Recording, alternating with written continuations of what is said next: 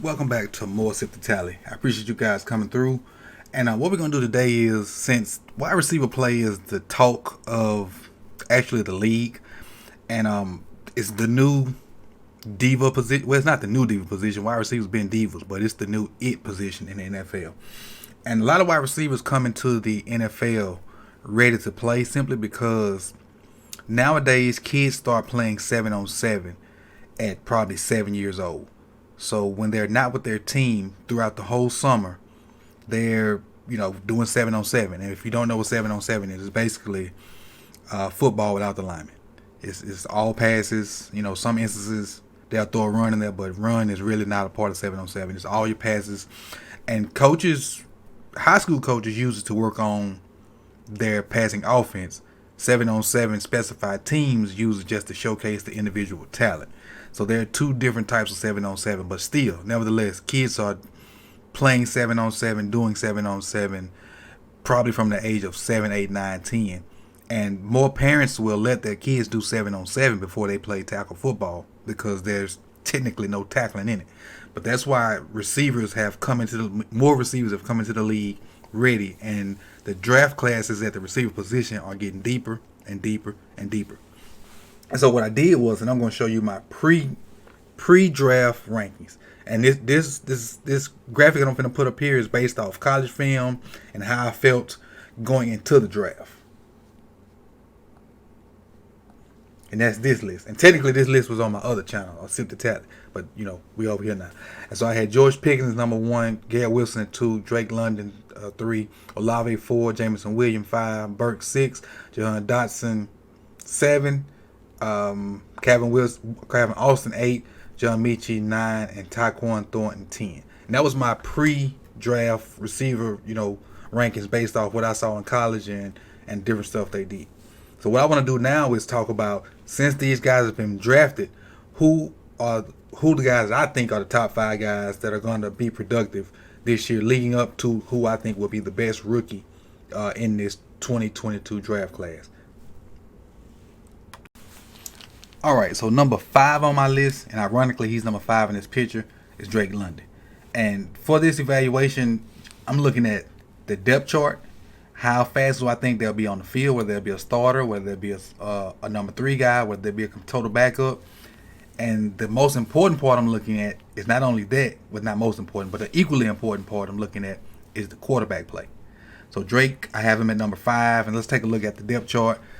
There's really nobody that I see that's probably going to just take time away from him. You have Alden Tate there that played at Florida State, 6'5". You got Brian Edwards is 6'3", Demir Bird, but they probably play a different position, so he's probably not a factor. Demir Bird's 5'9", Drake London is 6'4".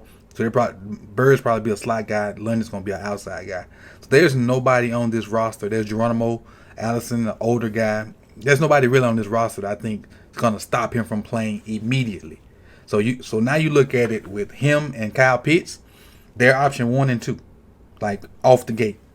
1 and 2. Pitts 1, London 2, or vice versa. Maybe 1A and 1B. But they are the guys in this offense pass wise. So now, and the only reason he's at 5, because he's probably going to get the most targets out of any of these rookies, probably, because he's probably going to start from day 1. But I had to look at the quarterback situation. Let me list the 3 quarterbacks starting or trying to start for the Atlanta Falcons. You have Marcus Mariota, who's the veteran and who probably is the front runner at the moment. You have Felipe Franks out of Arkansas. He played at Florida, went to Arkansas, who has a cannon for an arm, but I don't know how fast he's going to pick up the NFL game or how well he's going to do in the NFL. And you have the rookie from Cincinnati, Desmond Ridder. So you got, Marcus Mariota is proven. He's won games. He's probably not the best thrower. Felipe Franks has a rocket arm, and Desmond Ridder probably has the biggest upside, but he's a rookie. And, we don't know how fast he'll pick up the NFL game. So for those reasons alone, mainly quarterback play, is why Drake London is at number 5. All right, next on the list at number 4, I have Garrett Wilson from Ohio State. Let's take a look at the depth chart in New York.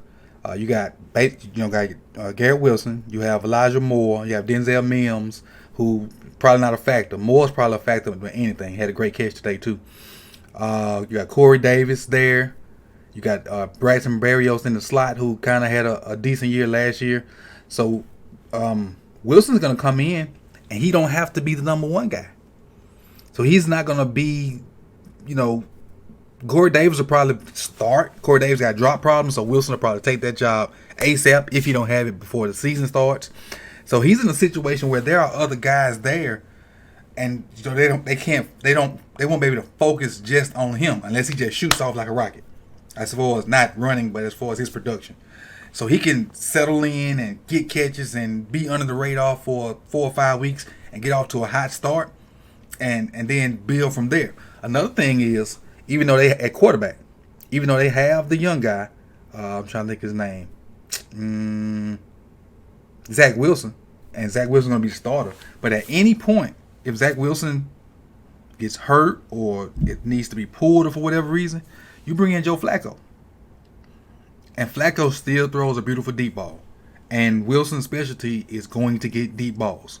So if for some reason Wilson has to come out, putting Flacco in will only further the takeoff of Garrett Wilson. So I think he's in a great position to have a good rookie season, especially with 2 decent quarterbacks there.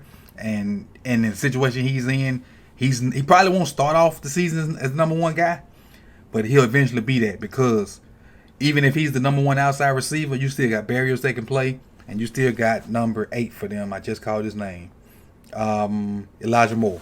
So he's in a good position to where he just don't have to be the guy like we talked about with with Drake London. You really got 2 options. The Jets got 3, maybe 4 options they can work with, and which will bode well for him because you can't just lock in on these guys. Or that guy, rather. Number 3 on my list. And this is probably the pick that you're going to be like, man, he don't know what he's talking about. He's stupid. He crazy. He just whatever. But give me a minute to explain. And for those of you who don't know, and you're probably going to be like, who is this cat with 51 on playing receiver? That's Tyquan Thorne. He's from Baylor. Probably one of the fastest, if not the fastest, one of the fastest receivers in the draft. And he's at 6'2". So let me tell you why I put him there. Remember, we talked about his whole situation. He's in New England, who don't throw the ball a lot. We know that. But just give me a second. Let me ride it out with me. So depth chart wise, you got Devontae Parker. You got Ty Montgomery, who kind of they use as a running back a lot. Well, he has been used as a running back. I don't know how New England's going to use him. You got Lil Jordan Humphreys, Nelson Aguilar. No real threat to necessarily keep him off the field. There's no big time name there. They got Jacoby Myers. Jacoby Myers probably the best receiver. But think about this. And we know who's their quarterback. Mac Jones is their quarterback. And we know how smart Mac Jones is. We know how good Mac Jones is with play action and play fake and all that stuff. And that's why I think Tyquan's going to have a great rookie campaign. And I'm not saying he's going to pile up 1,000 yards. I'm not saying he's going to have 35 touchdowns. This is why I think he's going to have a great rookie season. Because they run the ball so much. You have to defend. Remember, New England played a game last year. They passed the ball 3 times. So they run the ball so much. They run it so well behind that line. You got to commit those guys to the box. And if you don't jam Thornton at the line of scrimmage, there are not a lot of DBs that's going to be able to just straight up run with him. They probably may have the technique to work him off and do other things. But if they're worried about the run and he can get a free release, you're not going to keep up with him.